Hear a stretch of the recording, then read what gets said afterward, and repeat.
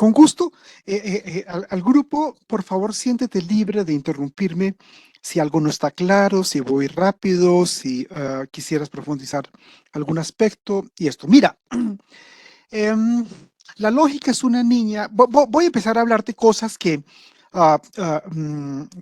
seguramente ya conoces. La lógica es una niña muy joven, muy linda, que comienza a nacer en 1848.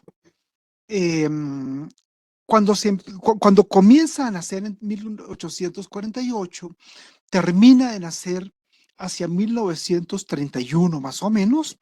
La lógica se llama lógica sin metafísica, porque ya no es la lógica como organón que había sistematizado y se había inventado Aristóteles en la antigüedad griega, que se funda en tres principios. El orden no importa, principio de identidad, y por eso hoy todavía hablamos de identidad sexual, identidad cultural, identidad nacional y cosas como esas. El más importante, que es el principio de no contradicción, y es que los occidentales le tienen pánico a las contradicciones, ¿cierto? Y entonces, como le tienen pánico a las contradicciones, quieren o una cosa o la otra. Entonces es un pensamiento perfectamente disyuntivo, o una cosa o la otra, pero no por ambas cosas a la vez.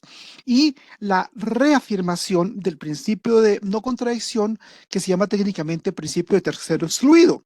Y es que una vez que tú eliges una cosa, lo que tú quieras, es imposible que elijas otra. Ok, eso es pura metafísica. Esa metafísica marcó la historia de la humanidad durante 25 siglos, 24.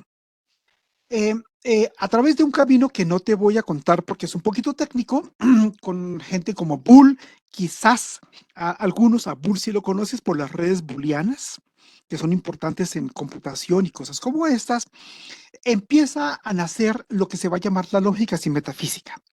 Esa lógica sin metafísica tiene cuatro nombres, como algunos nos llamamos Martín Alberto Jaime Ramiro, ¿sí? Y algunas niñas nos llamamos Cecilia María, Ernestina, qué sé yo, Guillermina, no importa. Tiene cuatro nombres, con que cojas uno solo es suficiente. Esa es la lógica proposicional. Ya te voy a decir por qué. Porque a lo que le interesa a la lógica es dónde hay verdad. Y verdad solamente hay en los tipos de proposiciones en las proposiciones del tipo S es P. La niña es hermosa, la casa es blanco, el perro es grande. Y entonces esa, sujeto, verbo, predicado, únicamente ahí acaece verdad. Lógica de predicados, es decir, si el predicado le agrega algo al sujeto que no está en el sujeto. Ejemplo, las latinas son hermosas. Ejemplo, eh, ah, los mediterráneos son alegres y así sucesivamente. Se llama tres, lógica matemática o bien lógica simbólica. El orden no importa. La lógica sin metafísica es una niña que empieza a nacer en 1848, termina de nacer en 1931 y que adquiere cuatro denominaciones, coge cualquiera: lógica proposicional, de predicado, simbólica o matemática. Y una vez que nace esa lógica, ¿cómo se llama? El mundo se empieza a, a explicar de otra manera. Básicamente, el nombre grueso, tanto para la lógica metafísica de Aristóteles y todos los suyos, como para la lógica matemática o simbólica, es la lógica formal, o lo que es equivalente a la lógica formal clásica. Es porque nace la lógica formal clásica que entonces, a partir más o menos de 1930, 40, 50, hasta el día de hoy es 15 de agosto, ¿cierto? Comienzan a nacer varias lógicas que son A, alternativas, o bien B, complementarias de la lógica formal clásica. Es decir, alternativas porque la lógica formal clásica en algunos casos es demasiado rígida, demasiado estricta para explicar el mundo, las situaciones de la vida, etcétera, o bien en algunos casos es demasiado laxa, demasiado fofa, etcétera. Entonces empiezan a nacer una serie de lógicas y esas se van a llamar lógicas no clásicas.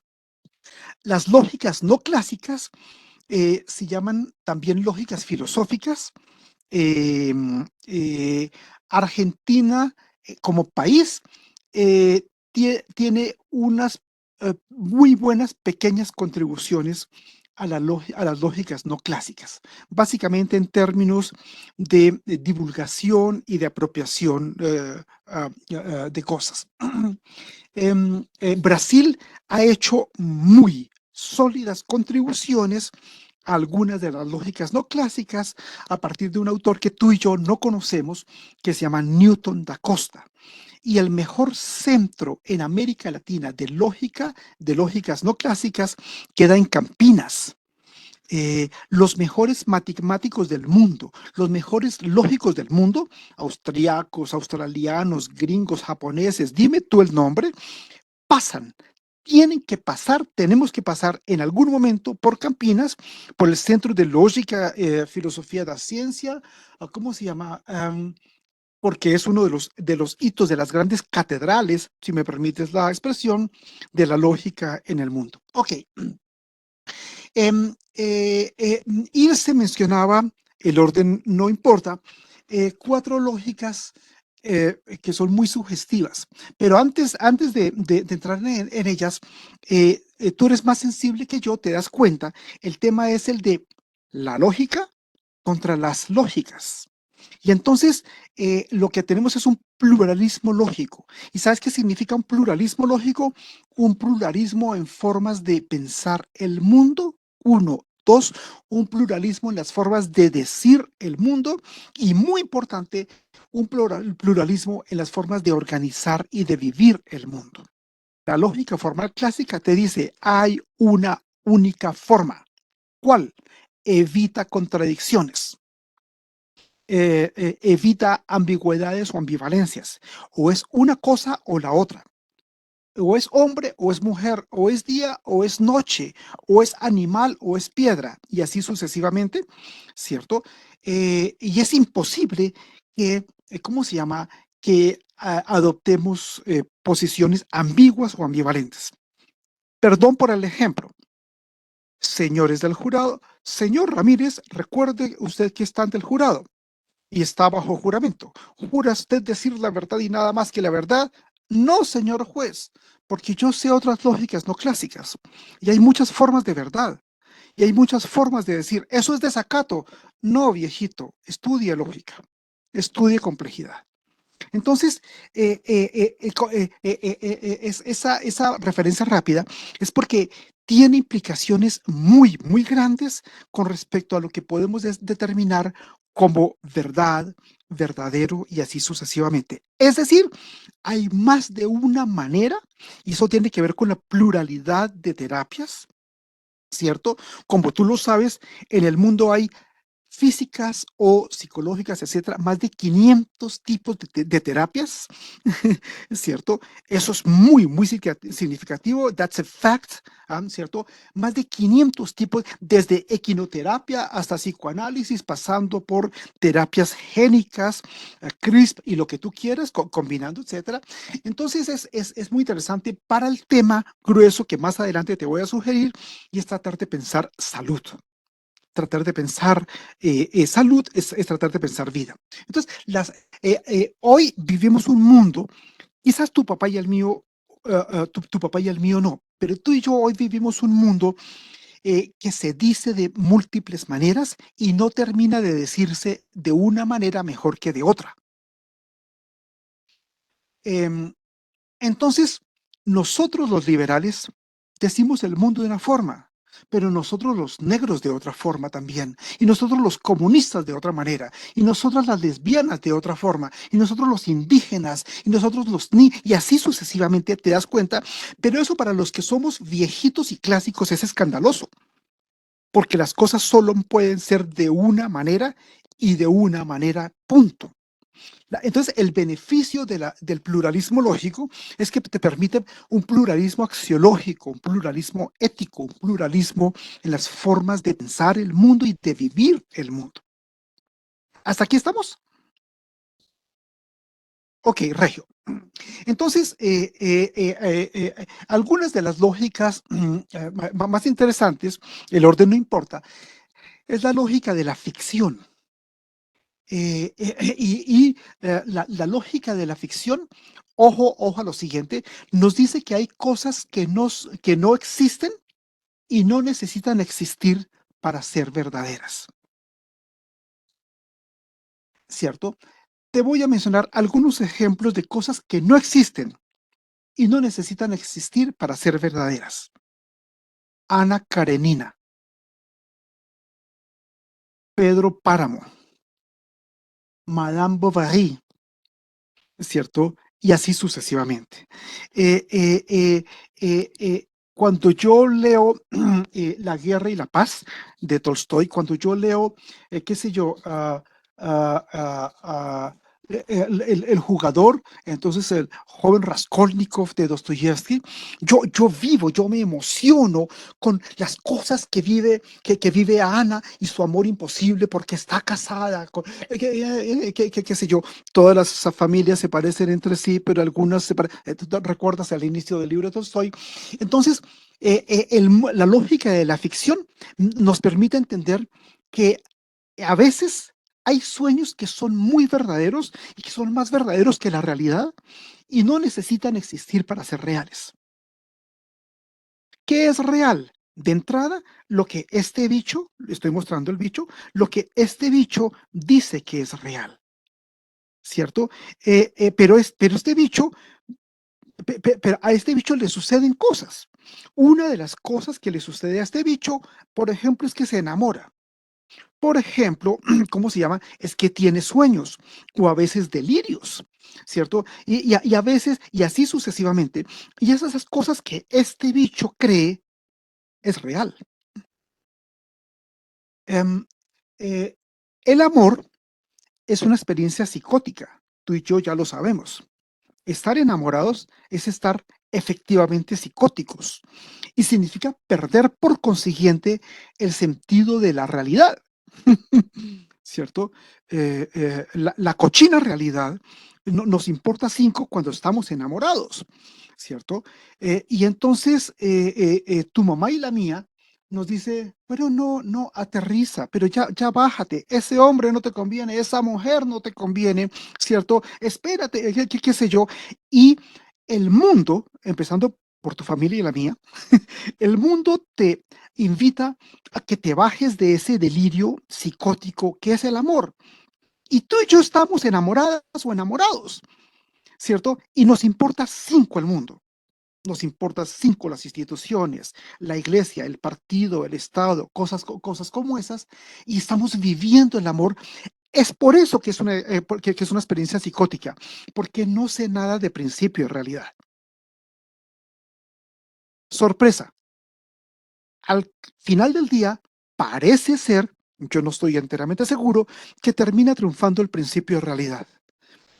Y yo digo, ¿cómo era de pendejo cuando me enamoré? Y es que me volví idiota, ¿cierto? Y así sucesivamente. Pero ¿cómo me fui a enamorar de este pedazo de zapato? ¿Cierto? Y así sucesivamente. Algunos amigos me dicen, ¡ay, le dijimos! Y se dan codazos, le dijimos, pero usted lo dijo, es que es pendejo, ¿es cierto? Bueno, son ejemplos para decirte, la lógica de la ficción nos muestra que hay cosas que no existen. Cuando a una mujer le decimos, o cuando a un hombre le dicen, ¿eres mi vida? Sí, estoy delirando porque tú eres, no te vayas porque sin ti yo me muero. Claro, 80 años después voy a decir, pero ¿cómo le decía yo esas cosas? Claro, y entonces los que somos adolescentes cogemos el libro y abrimos el libro y nos encontramos cachumbos de cabello. ¡Ah! hermoso. Y esos cachumbos de cabello me dicen, sí, bueno, no sé esta de quién era, si era de Cecilia o de Marta, bueno, ese no es el tema, pero esos cachumbos de cabello me muestran que lo que yo viví era efectivamente real. Bueno, Ana Karenina, Madame Bovary, Pedro Páramo, Tom Sawyer, ¿cierto? Y tantos más no existen a la manera de las cosas físicas y empíricas, ¿cierto? A la manera de estas cosas físicas y empíricas y no necesitan existir, ¿cómo se llama? Para ser reales. En el ámbito de las terapias, en el ámbito de la psicología, el tema se vuelve muy sugestivo. Hay literatura, hay cine, hay buen arte sobre este tipo de cosas. No he terminado, no he terminado. Hasta aquí te ruego, ¿me explico? Entonces la lógica formal clásica te dice, ay no, sí, te amo. Y entonces, pues, en ese delirio, en un momento determinado, en un momento dado, y eso le sucede a Ana Karenina con el príncipe Brodsky, sí, le dice, yo contigo no puedo vivir, pero tampoco puedo vivir sin ti. Precioso, eso es un poema, ¿es cierto? Eh, Entonces la lógica formal clásica le dice, eso ya, decídase, sí, decídase. O se queda con él o ella, o lo bota, o adiós, o tú te vas, lo que sea.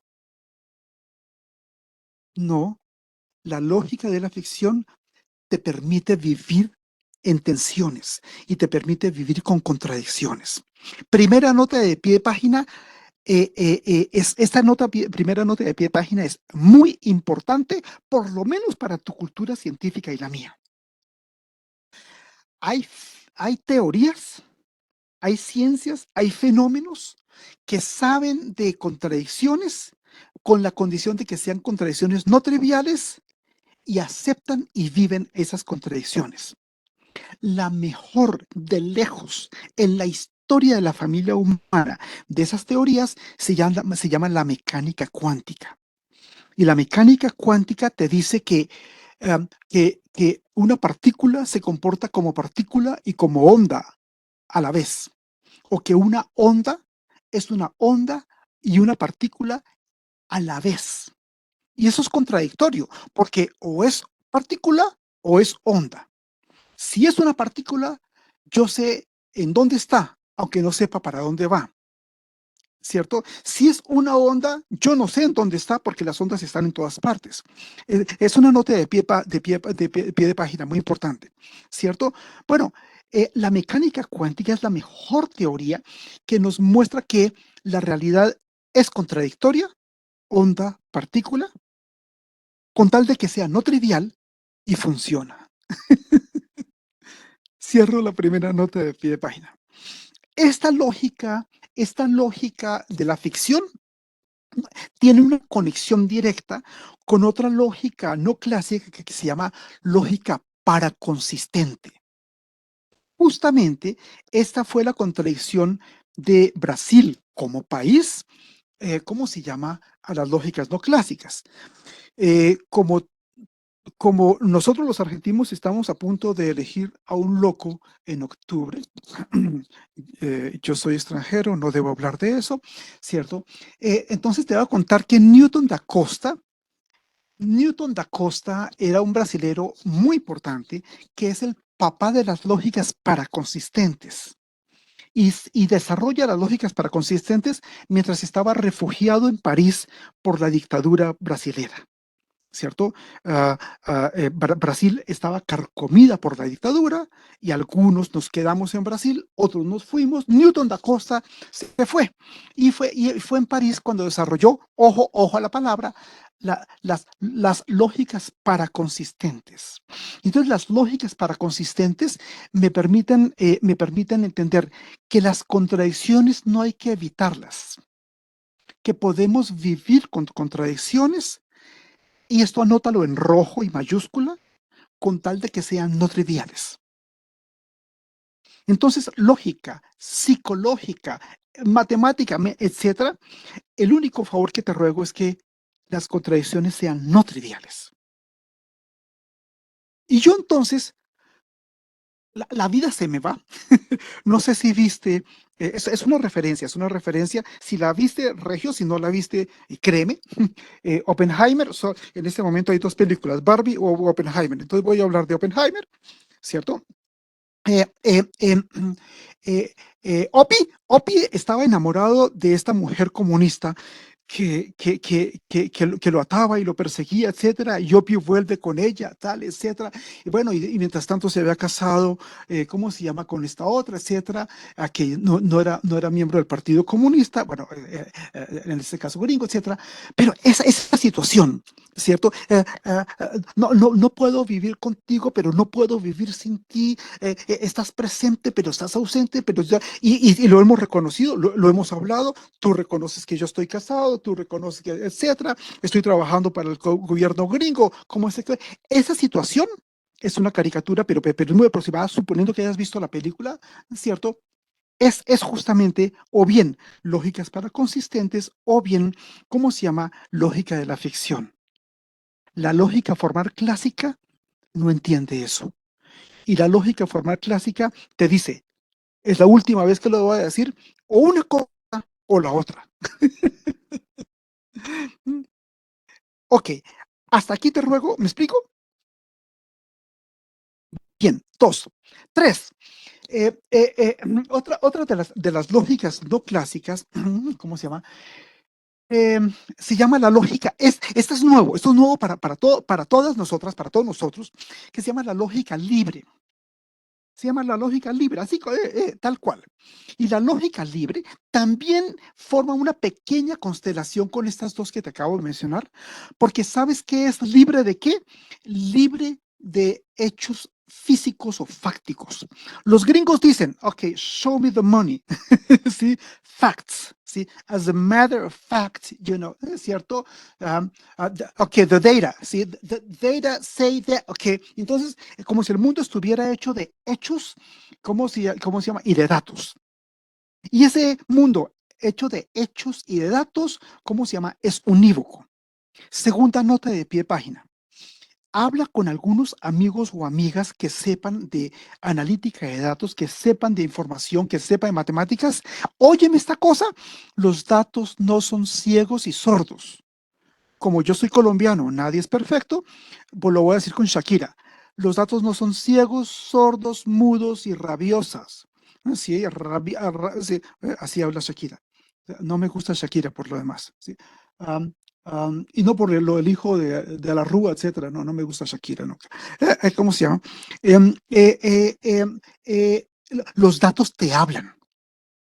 ¿Y sabes qué pasa? ¿Qué pasa? Que Pedro lee los datos de una manera y Juan lee los datos de otra forma. Entonces, no es cierto que show me the money, facts and data, ¿no es cierto? Que es la lógica clásica, porque y la inteligencia, la dificultad entre Pedro y Juan, ¿cierto? Entre Juana y Susana, es que leen los datos, porque te lo prometo, los datos no son ciegos y sordos, los datos hablan. Y mi inteligencia consiste en entender el lenguaje en interpretar el lenguaje de los datos y cosas como esas. Entonces, ¿por qué hago esa referencia? Porque la lógica libre es libre de presunciones de hechos, datos y realidades. Y entonces hay cosas, fenómenos, vivencias, etcétera, que son más reales que los hechos, los datos y las realidades. Unos somos cronopios, otros no lo somos. ¿Qué dijiste? ¿Qué dijiste? ¿Dices hombre o mujer? Un momento, dices liberal o de izquierda, etcétera. No, te estoy diciendo con Cortázar que unos somos cronopios y otros no lo somos. Entonces tú le vas a hablar a un policía, a un oficial de la aduana y cosas como esas. Sexo, nombre, etcétera. Le dices, hola, yo soy cronopio, por ejemplo. ¿No? El tipo no entiende y como no entiende, entonces se vuelve bruto. Los que no entendemos nos ponemos brutos, ¿no? ¿Es cierto? Y entonces es una manera de mostrarte que hay la lógica libre, habla de realidades que no necesitan un polo a tierra, hechos, datos empíricos y cosas como esas. Y no dejan de ser reales. Entonces, son libres de cualquier referencia al mundo real y cosas como esas, ¿cierto? Eh, eh, em, entonces, la mente es uno de los fenómenos más apasionantes. Tú le pasas 4 años, yo no sé cuánto estudiándolo, ¿es cierto? Algunos le pasan, qué sé yo, y no sabemos, voy a decir una grosería, no tenemos la más mínima idea de cómo diantres funciona la mente, ¿cierto? Ni curas, ni sacerdotes, ni imanes, ni pastores, ni neurocientíficos, ni nadie, ¿no es cierto? Y entonces la mente se inventa unas realidades fantásticas y las lógicas no clásicas nos permiten acercarnos en términos de terapias a esas cosas que es la mente, a esas cosas que hace la mente y que para ellas son efectivamente reales. ¿Hasta aquí estamos? Es muy hermoso. Es muy hermoso. Entonces es como si me acercara a la complejidad de la mente desde adentro. Pues desde afuera, pues el perro, ¿sí? El perro. Pero me acerco a la complejidad de la mente desde adentro, ¿cierto? Y hay un continente, esa no es una metáfora, hay un continente muy grande que se llama las ciencias de la complejidad. Y ese continente me permite acercarme a la vida, a la mente, a la subjetividad y cosas como esas desde adentro. La lógica formal clásica se acerca desde afuera, o una cosa o la otra. ¿Sí? O los hechos, sí, y sabes cómo lo dice eso, sujeto u objeto, paciente, terapeuta, médico, paciente. No, no, no, las cosas no funcionan así, el mundo real no funciona así, y esa lógica formal clásica enferma a la gente. Yo no soy abogado, pero los abogados dicen que uno es culpable por acción o por omisión. La lógica formal clásica enferma a la gente por lo menos por omisión. ¿Cierto? Porque va con un supuesto, hay un aparato epistemológico con unos supuestos, ¿cierto? Previos, y se enfrenta con el paciente, o como lo llamemos, etcétera, qué sé yo, y lo ve, lo ve desde afuera. Y entonces, ¿cuáles son las herramientas que tiene? Pues la semiología de la enfermedad, la semiótica de la enfermedad, y entonces dice grosería, sí, o se mueve con los dedos y tiene tics y cosas como esas, pero, ok, ¿qué tal si, además, qué tal si adicionalmente tratamos de entender el fenómeno desde adentro? Ahí, toda la ciencia clásica, toda la lógica formal clásica, toda la cultura clásica estalla en mil pedazos. Y podemos apelar a las ciencias de la complejidad, a lógicas no clásicas, ¿cómo se llama? Para entender este tipo de cosas. Tres, tres. Ilse, querido, ¿te habías mencionado una cuarta lógica que querías que mencionáramos? Sí, la aerotética. Ah, sí, sí, sí, te agradezco. Entonces, sí, podemos, te agradezco. Hay una lógica erotética, no es lo que estás pensando. Una lógica no clásica erotética, eroteín en griego significa preguntar o interrogar, que nos muestra que una pregunta no implica una respuesta, ¿cierto? Una pregunta se puede responder con otra pregunta. Y entonces la lógica erotética es la lógica del preguntar. Y entonces, en ese esquema dualista, binario, maniqueo, psicótico de la civilización occidental, ¿cierto? O una cosa o la otra, y así sucesivamente, ¿cierto? A mí me enseñaron que una pregunta se responde. Punto. Y de ahí venimos tú y yo. La ciencia normal está para enfermar a la gente. La ciencia normal convierte a la gente en gente normal.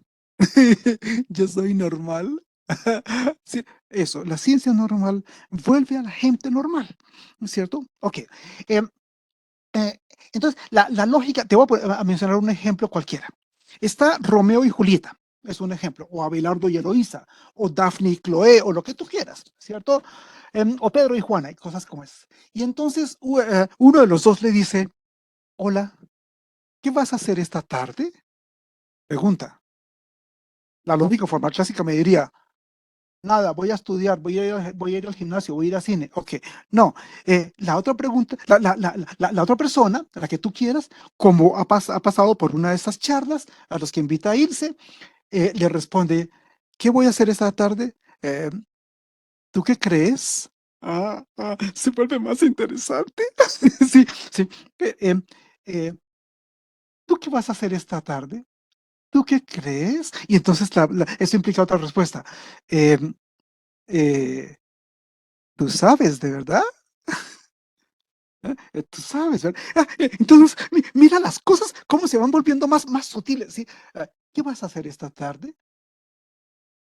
¿Tú qué crees? Tú sabes, ¿verdad? Eh, cuarta posibilidad. ¿No me lo vas a decir? Esto se está poniendo muy bueno, ¿sí? Y ese los vamos hasta las 7 de la noche, ¿no es cierto? Entonces, la lógica erotética nos permite entender que una pregunta se puede responder con otra pregunta. Y otra pregunta con otra pregunta. Y hay un mundo de significados, de relaciones, de situaciones inmensamente más rico que ¿qué vas a hacer esta tarde? Nada. Y le da la espalda y se va. Sí, ¿tú qué crees? No, yo no creo nada. Sí, ¿entiendes? El mundo de preguntas-respuestas es un mundo soso, fofo, plano, frío, institucional, ¿es cierto? Cosas como esas. El mundo de la mente, el mundo de la subjetividad es inmensamente más rico. Tercera nota de pie de página. La maravilla de este bicho que tenemos tú y yo acá, ¿cierto? A algunos nos funciona más y a otros nos funciona menos, es que la totalidad del universo, la vastedad del universo, la complejidad de la forma humana de la vida, etcétera, nos puede caber en este bicho. Todo depende de mí, todo depende de mí. Entonces, la lógica erotética nos acerca a la complejidad del amor, a la complejidad de lo que tú quieras, de la vida, de la subjetividad y cosas como esas. Espérate, porque dije subjetividad, ¿cierto? Solo como un chisme.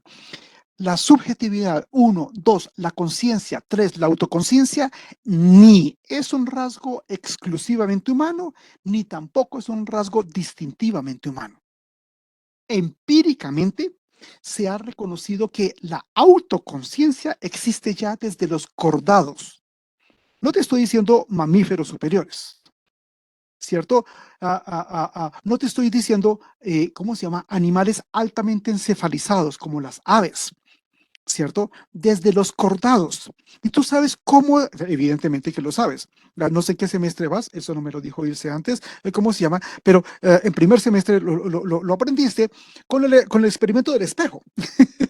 Bueno, y entonces el espejo y el perro y el gato y cosas como esas, con el experimento, con el pinche experimento del espejo, desde los cordados, es decir, los peces, ya se ha verificado que existe la autoconciencia. Y ahí vamos. Es decir, seres humanos, mamíferos superiores, aves, cordados, y ahí vamos bajando.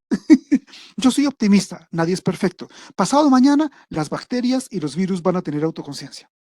Bueno, ok, cierro esa tercera nota de pie de página. Entonces, el tema, ¿por qué esa tercera nota de pie de página? Porque debemos poder entender sin normatizarla, sin uniformarizarla, la complejidad de la subjetividad, la complejidad de la conciencia y la autoconciencia, la complejidad de la mente. Y la cultura clásica, la ciencia clásica, te lo prometo, no ayuda, no ayuda. Por esa razón, hace 15 días es una exageración. Venimos desarrollando un continente, porque se llama continente porque está compuesto por muchas ciencias y, bueno, varias ciencias y disciplinas y enfoques, metodologías, semánticas, métodos y cosas como esas, cuya tarea es entender la complejidad. Y te lo digo, las dos caras de la moneda, las dos caras de la moneda, ¿cierto?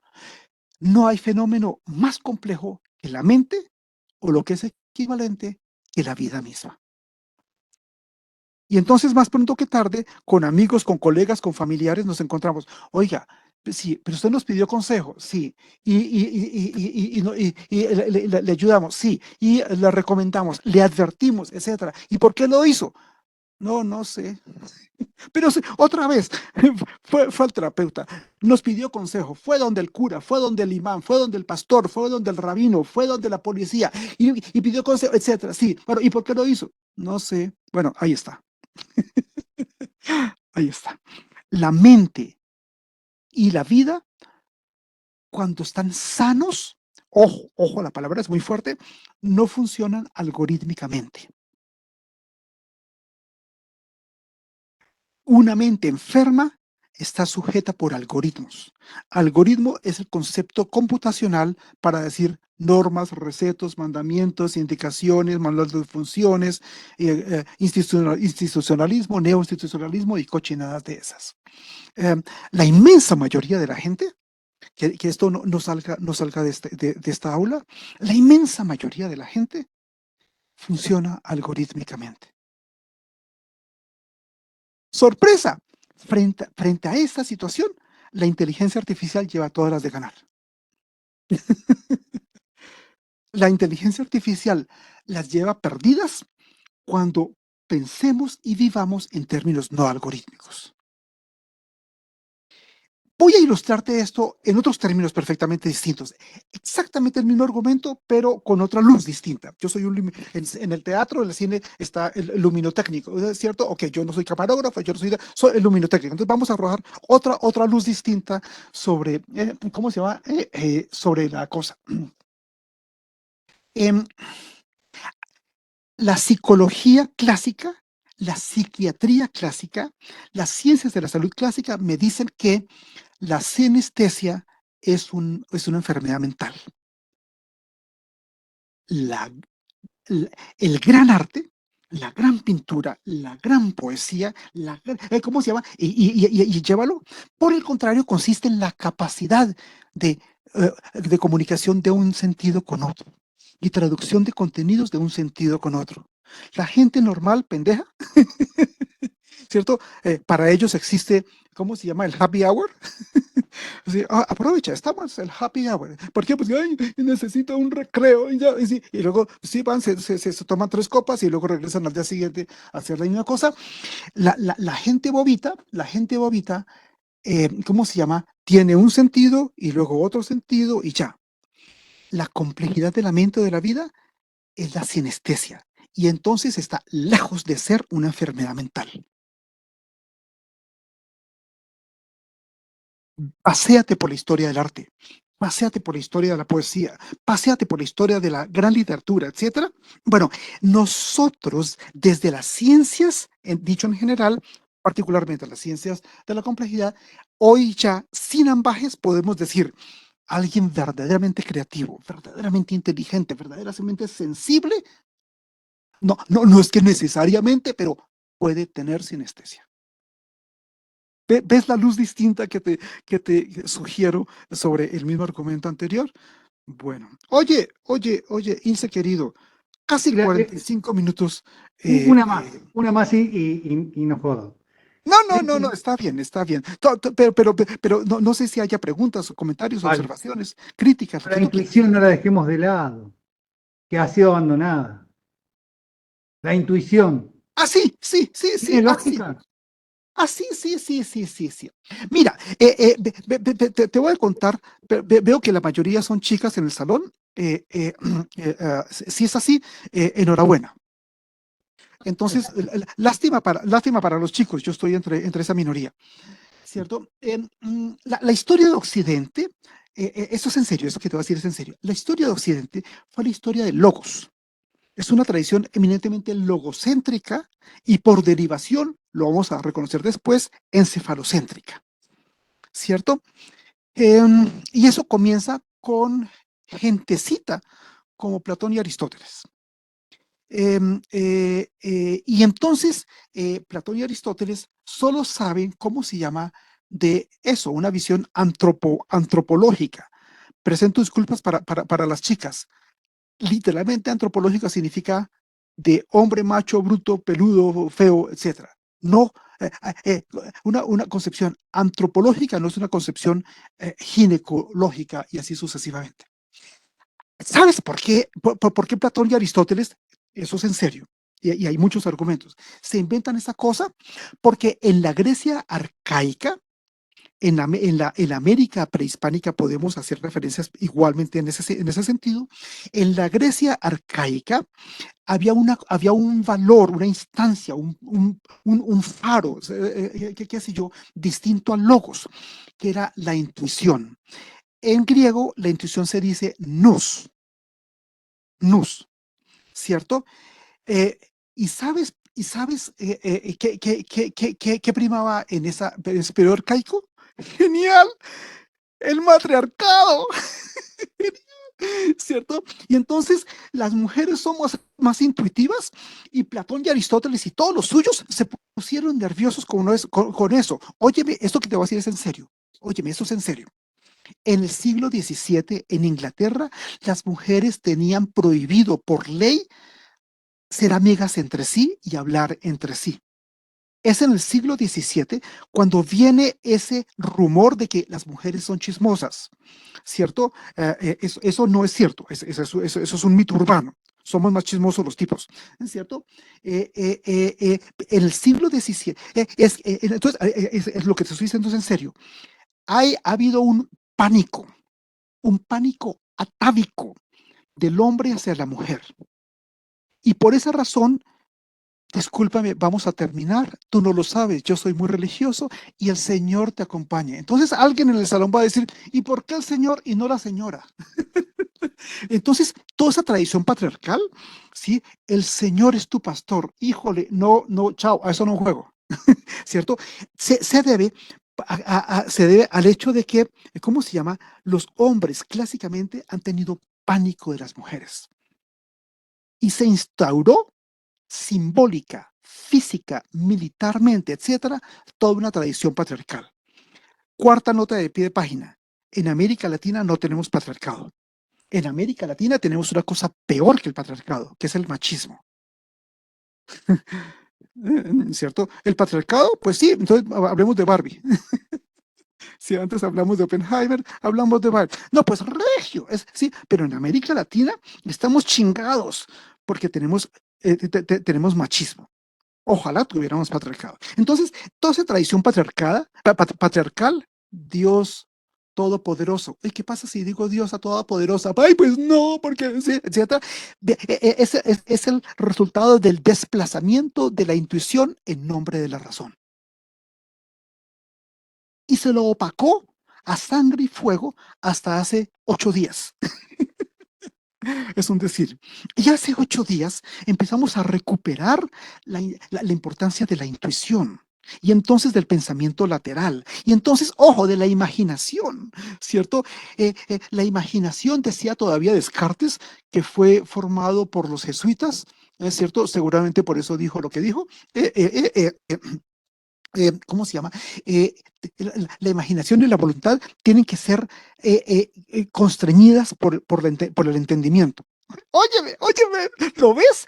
La imaginación y la intuición y la voluntad tienen que ser constreñidas por el entendimiento. Los medievales, ¿cómo hablábamos? Género y número.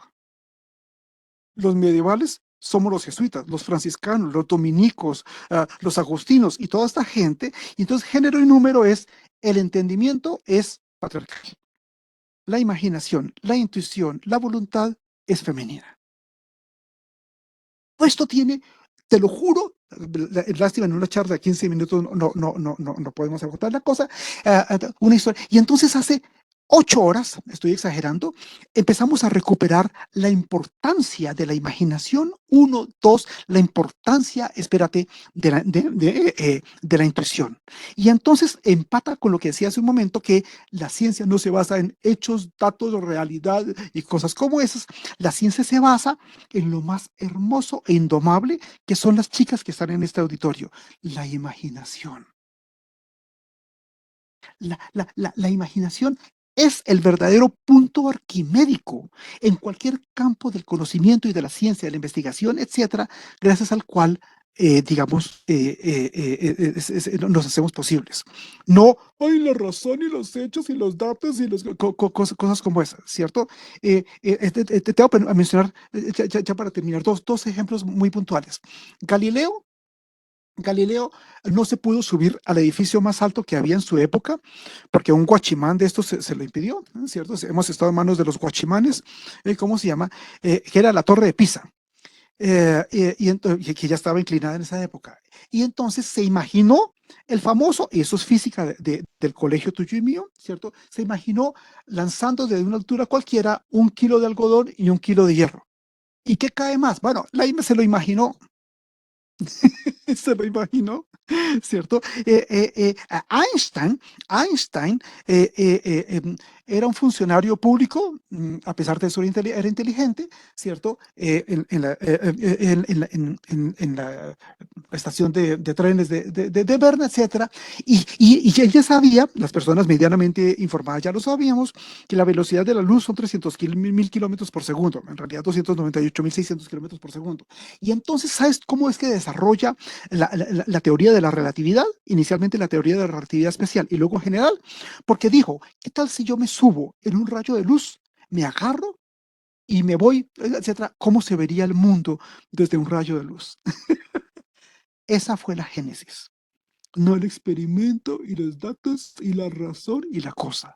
La niña linda de la ciencia, la niña linda de la cultura, la niña linda de la historia estuvo siempre desplazada. Y esa se llama, tiene 2, 3 nombres. Mencionemos dos, ¿sí? Como Ana Cecilia es un ejemplo, ¿cierto? Se llama intuición e imaginación. Y entonces la historia de la razón es la historia del pánico, del miedo. Los hombres hemos vivido con miedo de las mujeres. Lo voy a decir rápidamente, porque los hombres sabemos que son distintas a nosotros y mejores que a nosotros. Sí, aplausos ahí, al auditorio. Bien, ok, ¿cierto? Sí, y entonces, por eso el Papa, el Rey y el Presidente y todo ese tipo de cosas. El mundo está en crisis. Obsolescencia programada, contaminación, polución, ¿cómo se llama? Paramilitarismo, guerra de Ucrania, etc. El mundo está en crisis. Esa crisis la produjeron los tipos. ¿Por qué? Porque las mujeres no tuvimos oportunidad. Sí, es cierto. A ver, tú lo sabes. Saca una hoja, código, quiz, primera pregunta, ¿es cierto? Me la respondes, sacas la máxima nota en ese momento. ¿Quién, cuándo, cómo, en qué momento nació la mujer en Argentina? Bien, 1957, 53, perdón, ¿cómo se llama? Eva Perón, Chile. Antes de eso, la mujer no existía, ¿cierto? Bueno, entonces las chicas no podíamos asistir, ¿entiendes lo que quiero decir? Los tipos vivieron con pánico. ¿Y cuál es la diferencia entre Romeo y Julieta? Ninguna. Finalmente es endocrina. Y esa diferencia endocrina, ambos tienen progesterona y testosterona, estrógeno, etcétera, pero en proporciones distintas, hace que se exprese, eso es bonito, se exprese fenotípicamente de una cierta manera. Hoy reconocemos que, ¿cómo se llama? Bueno, eso, que no somos muy distintos, y esto forma parte de la historia reciente. Bueno, nada, más o menos eso era lo que quería, te ruego, compartir. Carlos, ¿cuántas preguntitas podemos hacer para no robarte más tiempo? Óyeme, recoge las preguntas, tengo que hacer recoger una llamada, Bueno, regálame 2 minutos, dale, dale, dale. Ok, por ok. favor, por favor. Dale, dale. Horas de preguntas, Ilse querido. Ah. No, volvimos un poquito en esto, Carlos, me decían, para aclarar cuántas eran las lógicas formales y si todas las otras que nombraste formaban parte de las no convencionales o las lógicas no clásicas. Ah, no, Eso no, no, no, pregunta, no, no, todas esas son lógicas, no clásicas. claro, claro, sí, eso es lo que estábamos. Y hay más, pero que hicimos un recorte por el tiempo, ¿ok? Sí, Eso sí, también. por lo menos, es decir, por lo menos, hay por lo menos 18 más, casi 20 más. Y pueden seguir produciéndose porque en esto de lo que vos también planteabas, de que la ciencia clásica, la ciencia compleja, no está terminada tampoco, se sigue incorporando, se sigue ensanchando este continente. ¿Cómo no, cómo no, cómo no, cómo no, cómo no, cómo no? ¿Cómo relacionamos las ciencias no clásicas con esta idea de la salud y las ciencias de la vida? Así, mira, Occidente fue una civilización, hoy está muriendo Occidente, todos los años, ¿cierto? Pero Occidente fue una civilización que se hacía chichi del miedo, ¿cierto? Es una civilización que nació con miedo, y eso que te estoy diciendo es en serio. ¿Cómo se llama? Dos de las formas más conspicuas de miedo, ¿cierto? Es el miedo a la enfermedad y el miedo a la muerte. ¿Cierto? Y bueno, después fue aprendiendo otros, el miedo al desamor, el miedo a la soledad, el miedo al miedo, lo que tú quieras, ¿cierto? El miedo se agenció y fue una forma de control social y político. Y los grandes estamentos de tanto en tanto producen miedo y manejan a la gente con miedo. O sea, eso no es nuevo para ti y para mí, ¿cierto? Y entonces Occidente solo supo de enfermedad, dicho elegantemente, de patología. Y parte de esa forma de entender la enfermedad fue la escisión absolutamente esquizofrénica entre la salud física y la salud mental. Y entonces, salud física, pues, ¿yo qué hago? Finalmente, pues, medico. Sí, yo me dedico al paciente, ¿cierto? Chiste desabrido. Yo voy al psicólogo, yo voy al psiquiatra, me llevan, ¿cierto? Y la salud mental, pues eso es otra cosa. Entonces, es ahí donde me devuelvo lo que te mencionaba al comienzo. Hay más de 500 terapias. Híjole, más de 500 terapias, ¿cómo se llama? En el mundo, desde terapias físicas a terapias mentales, lo que tú quieras. Y cómo fue que aplica incluso para nosotros los psicólogos y las psicólogas. Ese es el DMS-4, el DMS-5, ¿es cierto? Eh, eh, ¿Cómo aplica ese tipo de cosas? Y es que la enfermedad se diagnostica, la enfermedad se interviene. Y así sucesivamente. Y todo ese lenguaje de los salubristas es un lenguaje eminentemente intervencionista, ¿cómo se llama? Y cosas por el estilo. El resultado es que Occidente jamás supo de salud, como tampoco supo de muerte. Perdón, perdón. Occidente jamás supo de salud, como tampoco supo de vida. Supo de enfermedad y de muerte. Y todo lo que hizo, todo fue para evitar una y la otra. ¿Cierto? Hoy están haciendo literalmente ante tus ojos y los míos una nueva civilización. Ese es un motivo de optimismo. Y dos motivos claros de esta nueva civilización, ¿cómo se llama? Es que tú y yo, además de enfermedad y muerte, además y quizás principalmente, sabemos de salud y sabemos de vida. ¿Sobre qué descansa el mundo clásico? El mundo clásico descansa en el primado de la percepción natural y en la fuerza de los sentidos. Es decir, es real lo que yo veo, cojo y miro y huelo y cosas como esas. ¿Cierto? Hace un rato, en la conversación, decíamos que A algunas mujeres les decimos, a algunos hombres les dicen, eres mi vida. Óyeme esta cosa. Pero cuando yo digo eres mi vida, yo estoy loco en el sentido de que yo no he visto la vida de nadie, ni de mi papá, ni mi mamá, ni mi hermano, ni mi perro, ni nadie. La vida uno se la imagina. Volvemos a la imaginación, la intuición. La vida uno se la inventa, uno la intuye, lo que tú quieras, pero uno no ve la vida. La enfermedad uno sí la ve. Uno ve el pus, uno ve el vómito, uno ve la debilidad, cosas como esas, pero uno no ve la salud. Entonces hoy estamos hablando de cosas que no se ven y empatas con lógica libre, empatas con lógica de la ficción, empatas con lógicas de, ¿cómo se llama? Para consistentes. Hoy estamos por primera vez hablando de cosas que no se ven, es decir, que no se fundan ni descansan en el primado de la percepción natural. Perdón por la expresión, a la chusma la manejan con ¿cómo se llama? La percepción natural. Y eso se llama el diseño. Diseño gráfico, diseño textil, diseño industrial, la bonitura, diseño de experiencias y todo lo que tú quieras. El capitalismo es un mago para el diseño, ¿no? ¿Cierto?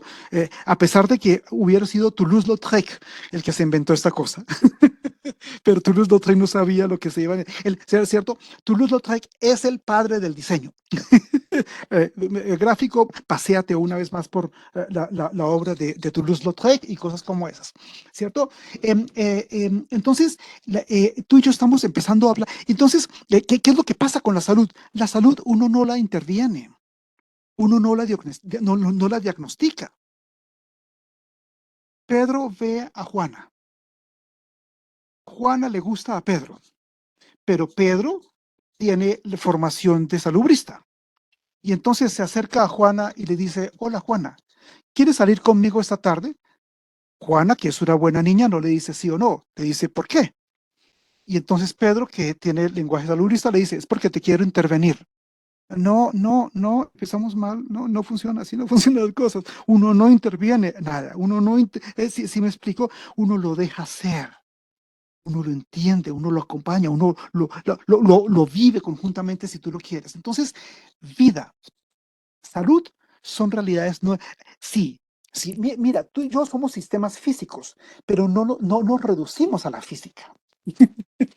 ¿Es cierto? Entonces, estamos hablando de realidades que no se agotan en la física empírica, pues en la física clásica de las cosas y cosas como esas, ¿cierto? Y ahí es ahí donde entra los dos más apasionantes temas, ¿cómo se llama? Para ti y para mí, que son salud y vida. Entonces, estamos empezando. Llevamos 15 minutos. Pues estoy exagerando, desde luego. Llevamos 15 minutos. Estamos empezando a pensar la salud. Nunca le vamos a dar la espalda a la enfermedad. Jamás. Eso sería social, política, culturalmente irresponsable. Pero además, por primera vez en 2500 años, en 5000 años de esta civilización, estamos pensando otra cosa además de la enfermedad, que es la salud. Y eso te das cuenta, le cambia el cuello radicalmente 180 grados, mucho más que un búho o una lechuza, a la psicología, al tema de las terapias, a las ciencias de la salud, a las ciencias de la vida.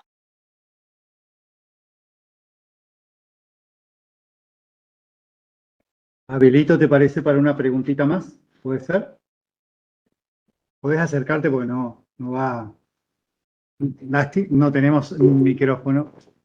La pobreza franciscana. Él había hablado en uno de los videos, Ah, bueno, está bien. en uno de los videos habló de esa analogía y quién sería o qué haría un sanólogo. Ajá. Eso yo no Eso dijo, bueno. Le salió Chespirito. Fantástico, fantástico, fantástico. Mira, sí, ¿cómo se llama? Son dos términos, son dos términos. Uno que nos suena a ti y a mí mejor y el otro que nos suena un poquito más raro. Y es saber de salud implica un giro radical, incluso semántico, ¿cierto?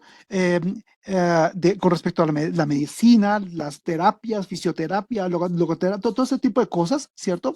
La palabra misma de terapia es perversa, porque yo me enfrento al otro sabiendo que el otro está podrido. Pues más o menos, más o menos podrido, cosas como esas, ¿cierto? Y uno no va por el mundo, tú y yo no hablamos así, pero tu tía y la mía sí, uno no va por el mundo a la buena de Dios pensando que los otros están podridos.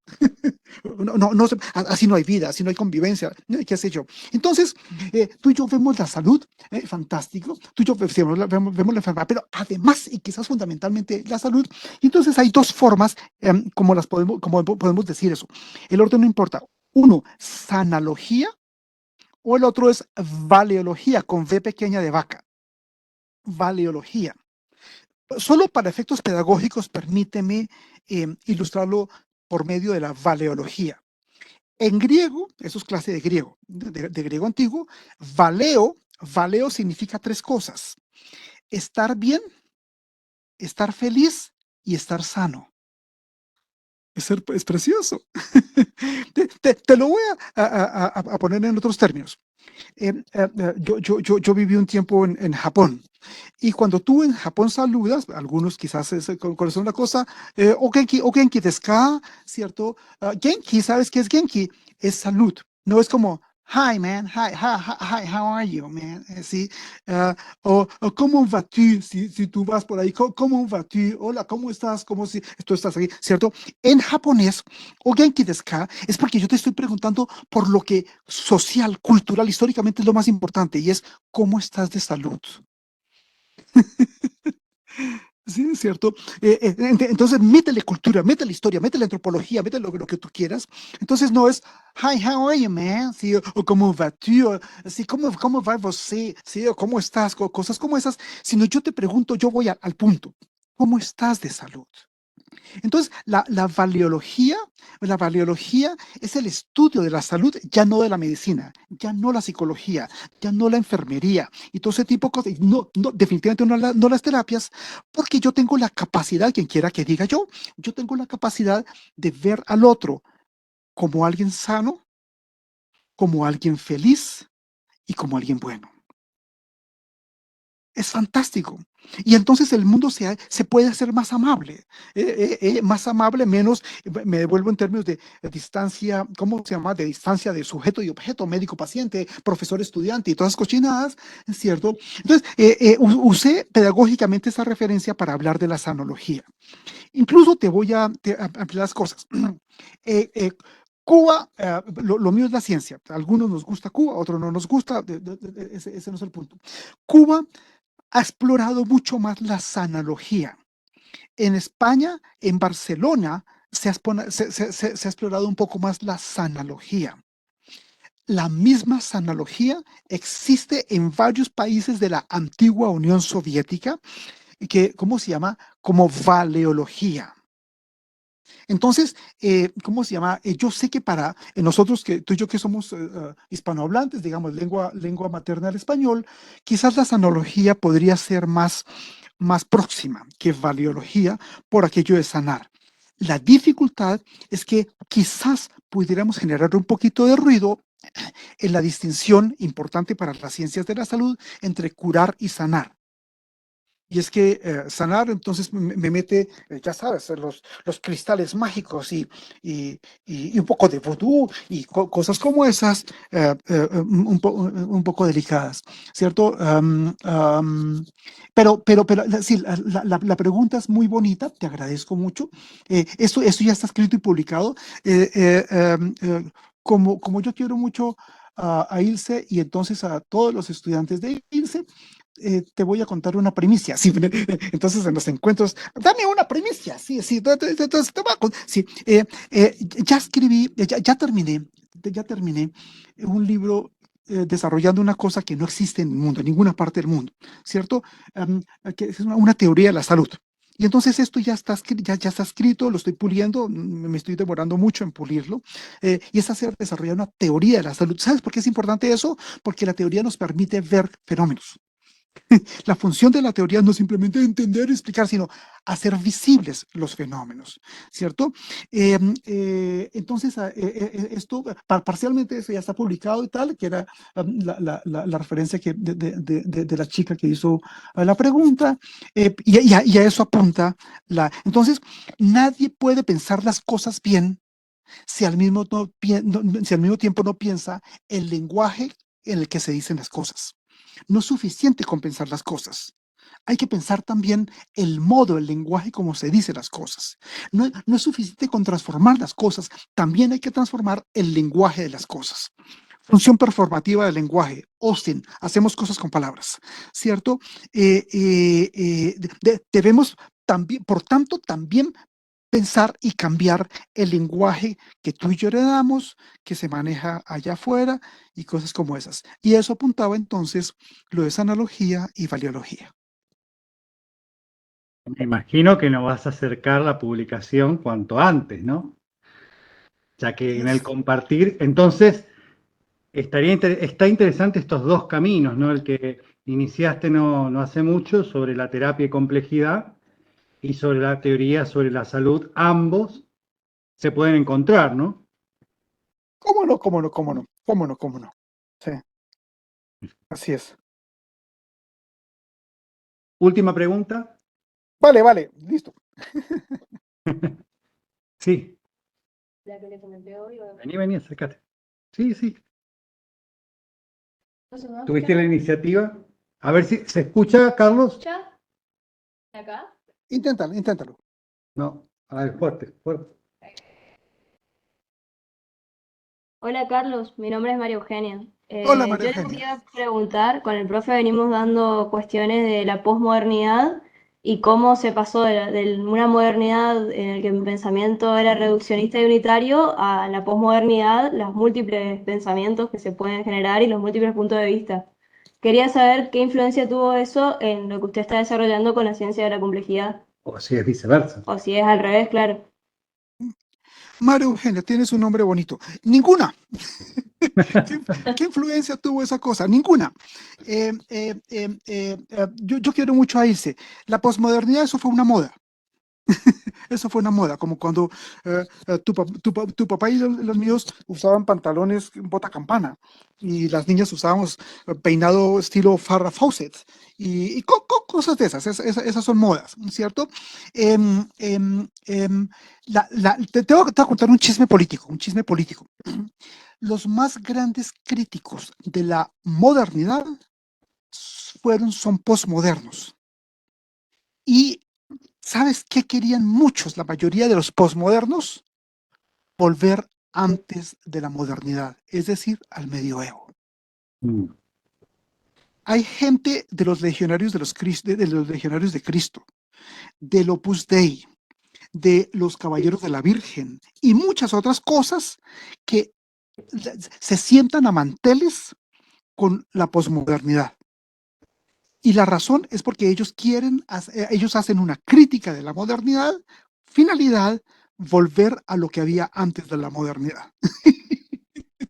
Pues no, no, no. Cuidado, cuidado, el comentario es político. Cuidado con esta cosa de la posmodernidad. Entonces, ¿por qué sí? Porque sí, efectivamente, la modernidad fue un lenguaje único, monolítico, la ausencia de diversidad y cosas como esas. Sí, sí, mil veces sí. Concedido. ¿Cómo se llama? Pero la crítica, el motivo de la posmodernidad es una crítica a la modernidad. En lo que tú estás, María Eugenia y el grupo, en lo que tú estás, sí, yo soy más radical. Es una crisis civilizatoria. Ojalá fuera solamente de la modernidad. Esta civilización que se llama Occidente está podrida, ¿sí? Está muriendo. Hasta el Foro Mundial de Davos lo sabe. Hasta el Vaticano, Francisco escribió una encíclica que yo no me acuerdo cómo se llama, Leticia o no sé qué cosa. Sí, sí, saben que ya, digamos, ya esto ya dio lo que podía dar, ¿cierto? No, entonces, más que un pretexto de reflexión sobre la modernidad, es un motivo de plácemes. Óyeme esto, que ese sea lo último que diga María Eugenia y el grupo. Tú y yo somos muy afortunados. Qué sé yo, personas que vieron la muerte de un presidente y la caída de un presidente. ¿cómo se llama? Que vieron la caída de un régimen o un sistema. Incluso hubo gente que vio la muerte de un imperio y la caída de un imperio, ¿cierto? Cuando Roma colapsó y cosas de esas, y nos invadían los hunos y los visigodos, ostragodos y todo ese tipo de cosas. Bueno, tú y yo estamos viendo no la muerte de un presidente, no la muerte de un régimen o un sistema, no la muerte de un imperio, la muerte de una civilización. No hay ninguna otra generación que haya sido tan privilegiada. Punto, coma, seguido. Pero al mismo tiempo, somos testigos, si no actores, de una nueva civilización que están haciendo. Nadie en el siglo XVI, ni el siglo V, ni en lo que tú quieras, tuvo ese privilegio.